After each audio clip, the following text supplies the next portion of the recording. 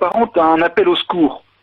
Nous appelons les églises sœurs du Nord, écrivent-ils, à porter notre message auprès de leurs gouvernements respectifs pour que les fonds détournés au Congo soient restitués aux populations congolaises.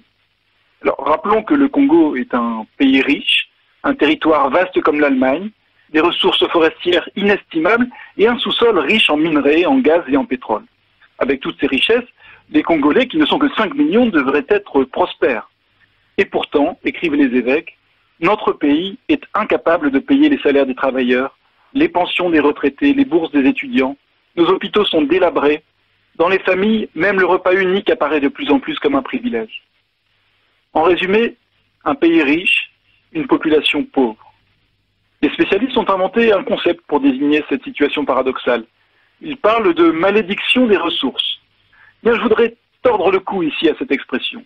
Quand on parle de malédiction, on donne l'impression que des forces surnaturelles s'acharnent sur les pays en pétrole, les riches en pétrole, comme s'il s'agissait d'une fatalité. Or, les responsables de cette tragédie sont parfaitement identifiés. Le premier responsable, bien sûr, c'est Denis Sassou Nguesso. L'homme fort de Brazzaville a conquis le pouvoir il y a bientôt 40 ans. Après 12 ans à la tête de l'État, il avait déjà fait 3000 morts.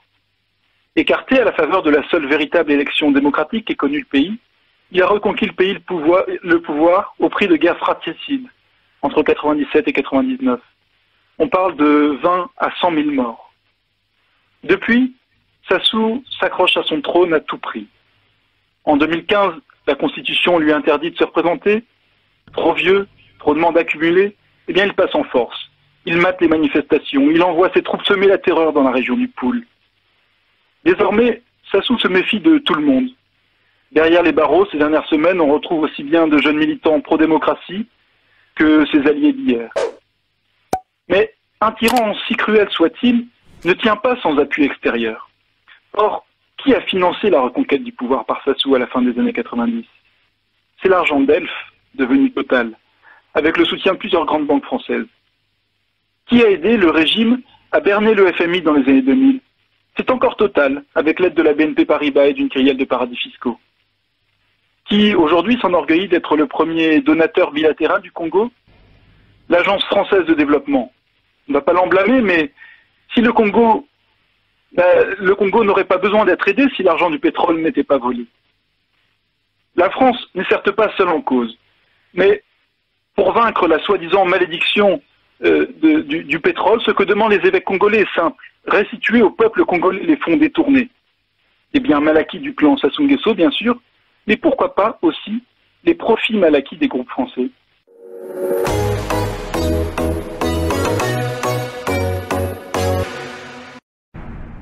Et ce matin, eh bien, vous nous parlez du Congo-Brazzaville.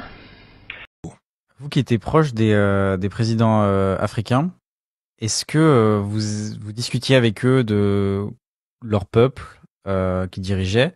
Est-ce que la pauvreté de certaines personnes qui vivaient justement dans ces pays-là, ça affectait ces présidents-là ? Est-ce qu'ils œuvraient pour leur peuple ou ils étaient très peu concernés en réalité ?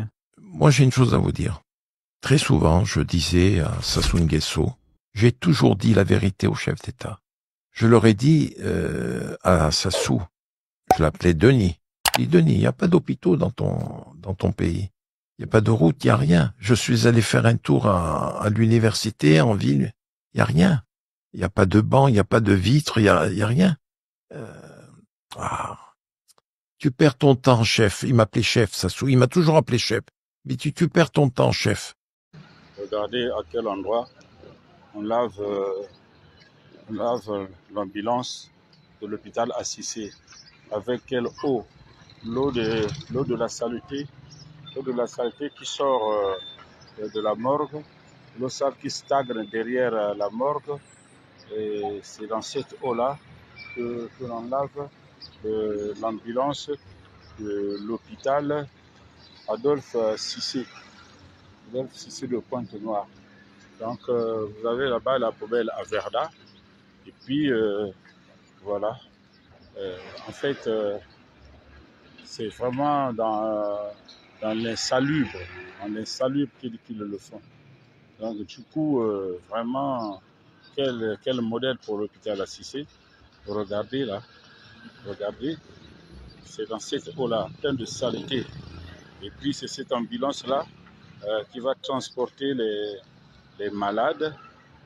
Vraiment, on est dans un pays, on ne sait plus à quoi s'en tenir, quoi. Vraiment, c'est de n'importe quoi.